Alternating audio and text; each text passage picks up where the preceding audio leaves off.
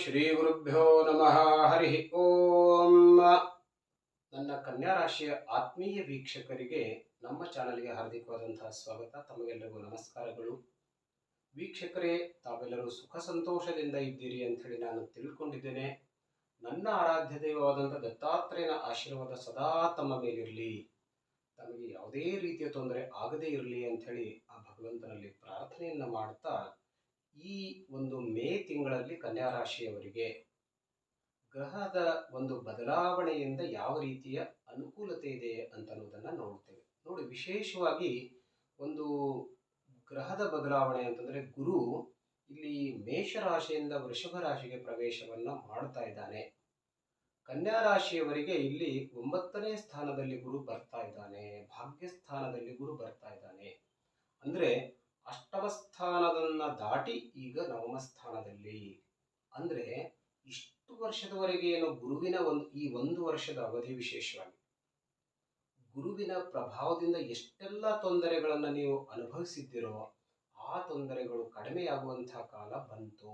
ಅಂದ್ರೆ ಒಂದು ಒಳ್ಳೆಯ ಕಾಲ ನಿಮಗಾಗಿ ಕಾದಿದೆ. ಹಾಗಾಗಿ ನೋಡಿ, ಗುರು, ಶುಕ್ರ ಮತ್ತು ರವಿ ಈ 3 ಗ್ರಹಗಳು ಮೇ ತಿಂಗಳಲ್ಲಿ ನಿಮಗೆ ತುಂಬಾ ಅನುಕೂಲಕರವಾಗಿರುತ್ತಾರೆ. ಒಳ್ಳೆ ಗ್ರಹಗಳ ಯೋಗ. ರವಿ ಕೂಡ ಅನುಕೂಲವಾಗಿದ್ದಾನೆ. ಒಂದು ವೇಳೆ ನೀವು ರಾಜಕೀಯ ಕ್ಷೇತ್ರದಲ್ಲಿದ್ದರೂ ಕೂಡ, ಯಾಕೆಂದ್ರೆ ಇದು ರಾಜಕೀಯ ಸಮಯ, ಅಲ್ಲೂ ಕೂಡ ನಿಮಗೊಂದು ಒಳ್ಳೆಯ ಸ್ಥಾನಮಾನ ಸಿಗುವಂತಹ ಸಾಧ್ಯತೆ, ಉದ್ಯೋಗದಲ್ಲಿ ಒಂದು ಒಳ್ಳೆಯ ಸ್ಥಾನಮಾನ ಸಿಗುವಂತಹ ಸಾಧ್ಯತೆ. ಆದರೂ ಕೂಡ ಆರೋಗ್ಯದ ಬಗ್ಗೆ ವಿಶೇಷವಾದಂತಹ ಕಾಳಜಿಯನ್ನ ವಹಿಸತಕ್ಕದ್ದು. ಆರೋಗ್ಯದ ವಿಷಯದಲ್ಲಿ ನಿಮಗೆ ಸ್ವಲ್ಪ ಮಟ್ಟಿನ ತೊಂದರೆ ಮುಂದುವರಿಯುತ್ತೆ. ಸ್ವಲ್ಪ ಮಾನಸಿಕ ಕಿರಿಕಿರಿ ಮತ್ತು ಶಾರೀರಿಕವಾಗಿ ಒಂದಷ್ಟು ತೊಂದರೆಗಳಿರುವಂತಹ ಸಾಧ್ಯತೆ ಇರುತ್ತೆ. ವಿಶೇಷವಾಗಿ ಗಮನವನ್ನ ಕೊಡಿರಿ, ನಿರ್ಲಕ್ಷ್ಯವನ್ನ ಮಾಡಬೇಡಿ. ಯಾವುದೇ ರೋಗ ಇರಲಿ ಅದಕ್ಕೆ ಬೇಗ ಪರಿಹಾರವನ್ನ ಕಂಡುಕೊಳ್ಳಿ, ತಾತ್ಸಾರ ಮಾಡಬೇಡಿ.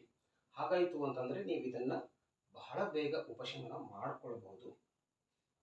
ಆರ್ಥಿಕ ಪರಿಸ್ಥಿತಿ ತುಂಬಾ ಚೆನ್ನಾಗಿರುತ್ತೆ, ಯಾವುದೇ ರೀತಿಯ ತೊಂದರೆ ನಿಮಗೆ ಇರುವುದಿಲ್ಲ. ಇನ್ನು ಉದ್ಯೋಗದಲ್ಲಿ ಇದ್ದ ಸ್ಥಾನದಲ್ಲಿ ಮುಂದುವರಿಯಿರಿ.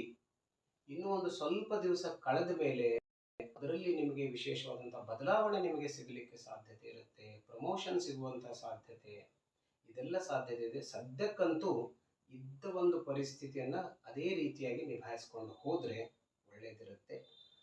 ಸಪ್ತಮದಲ್ಲಿ ಕುಜರಾಹುವಿನ ಭ್ರಮಣ ಆಗಿರೋದ್ರಿಂದ ಮನೆಯಲ್ಲಿ ಸ್ವಲ್ಪ ಮಟ್ಟಿನ ಅಶಾಂತಿಯ ವಾತಾವರಣ, ದಾಂಪತ್ಯ ಜೀವನದಲ್ಲಿ ಅಶಾಂತಿಯ ವಾತಾವರಣ, ಅನಾವಶ್ಯಕವಾಗಿ ಜಗಳಗಳಾಗೋದು, ಕಿರಿಕಿರಿ ಆಗೋದು, ಈ ತರಹ ಒಂದಷ್ಟು ಪರಿಸ್ಥಿತಿಗಳು ಉದ್ಭವ ಆಗುವಂತ ಸಾಧ್ಯತೆ ಇರುತ್ತೆ. ಸೊ ಅದನ್ನ ನಾವು ಮೊದಲೇ ತಿಳ್ಕೊಂಡಾಗ ಅದನ್ನ ನಾವು ಕಂಟ್ರೋಲ್ ಮಾಡಲಿಕ್ಕೆ ಸಾಧ್ಯತೆ ಇರುತ್ತೆ. ಗೊತ್ತಾಯ್ತಾ? ಯಾಕೆ ಅಂತಂದ್ರೆ ನಮ್ಮ ಬಾಯಿ ಮಾತಿನಿಂದ ನಾವು ಇದೆಲ್ಲವನ್ನ ಕಂಟ್ರೋಲ್ ಮಾಡಲಿಕ್ಕೆ ಸಾಧ್ಯತೆ ಇರುತ್ತೆ. ಸೊ ಜಗಳವನ್ನ ಬೆಳೆಯದಂತೆ ನೋಡ್ಕೊಳ್ಳೋದು, ಅದಕ್ಕೆ ಪರಿಹಾರವನ್ನ ತಿಳ್ಕೊಳ್ಳಿಕ್ಕೆ ಪ್ರಯತ್ನವನ್ನ ಮಾಡೋದ್ರಿಂದ ನಾವು ಇದಕ್ಕೆ ಒಂದು ಉಪಾಯವನ್ನ ಕಂಡುಕೊಳ್ಳಿಕ್ಕೆ ಸಾಧ್ಯತೆ ಇರುತ್ತೆ. ಅದರ ಕಡೆಗೆ ಗಮನ ಕೊಡಿ. ಜಗಳ ಬೆಳೆದೇ ಇರೋದಂತೆ ನೋಡ್ಕೊಳ್ಳಿ. ಹಾಗಾಯ್ತು ಅಂತಂದ್ರೆ ನಿಮಗೆ ತೊಂದರೆ ಇರೋದಿಲ್ಲ.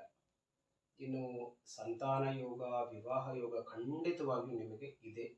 ವಿಶೇಷವಾಗಿ ವಿವಾಹ ಯೋಗಕ್ಕೆ ಸಂಬಂಧಪಟ್ಟಂತೆ ಗಂಡು ಇರ್ಬೋದು, ಹೆಣ್ಣಿರ್ಬೋದು, ಪ್ರಯತ್ನವನ್ನು ತುಂಬಾ ಚೆನ್ನಾಗಿ ಮುಂದುವರಿಸಿ ಖಂಡಿತವಾಗಿಯೂ ಡಿಸೆಂಬರ್ ತಿಂಗಳು ಅಥವಾ ಮುಂದಿನ ಒಂದು ವರ್ಷದ ಅವಧಿಯಲ್ಲಿ ವಿವಾಹ ಯೋಗ ಅಥವಾ ಕಂಕಣ ಭಾಗ್ಯ ನಿಮಗೆ ಖಂಡಿತವಾಗಿಯೂ ಬರುತ್ತೆ. ಒಳ್ಳೆಯ ಕಾಲ ಇದೆ. ಇದೇ ಕಾಲದಲ್ಲಿ ವಿಶೇಷವಾದಂತಹ ಪ್ರಯತ್ನವನ್ನ ಮಾಡತಕ್ಕದ್ದು. ಕಾಲ ಹೋದಾಗ ಪ್ರಯತ್ನವನ್ನ ಮಾಡಬೇಡಿ. ಕಾಲ ಚೆನ್ನಾಗಿದ್ದಾಗ ಪ್ರಯತ್ನ ಮಾಡಿದ್ರೆ ಆ ಪ್ರಯತ್ನಕ್ಕೆ ಫಲ ಖಂಡಿತವಾಗಿಯೂ ನಿಮಗೆ ಬರುತ್ತೆ. ಅದರ ಲಾಭ ನಿಮಗೆ ಆಗಿರುತ್ತೆ. ಇನ್ನು ಸಂತಾನ ಭಾಗ್ಯ, ವಿದ್ಯಾಭ್ಯಾಸದಲ್ಲೂ ಕೂಡ ಯಾವುದೇ ರೀತಿಯ ತೊಂದರೆ ಇಲ್ಲ. ಆಸ್ತಿಪಾಸ್ತಿಗಳ ಖರೀದಿಯನ್ನ ನೀವು ಖಂಡಿತವಾಗಿಯೂ ಸ್ವಲ್ಪ ಎಚ್ಚರಿಕೆಯಿಂದ ಮುಂದುವರಿಸಿ, ಅಂದ್ರೆ ಒಳ್ಳೆಯದಿರುತ್ತೆ. ಮಾಡುವಂತಹ ಕೆಲಸ ಕಾರ್ಯದಲ್ಲಿ ಅನುಕೂಲತೆ ಇರುತ್ತೆ.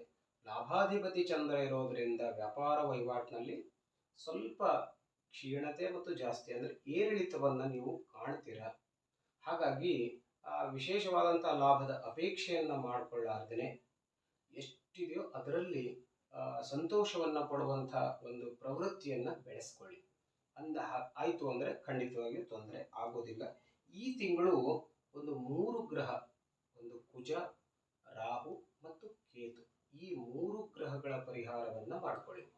ಪರಿಹಾರ ಅಂತಂದ್ರೆ ಬೇಕಾದ್ರೆ ಆ ಮಂತ್ರಗಳ ಜಪವನ್ನ ಮಾಡ್ಕೊಳ್ಳಿ, ಸ್ತೋತ್ರಾದಿಗಳನ್ನ ಹೇಳ್ಕೊಳ್ಳಿ.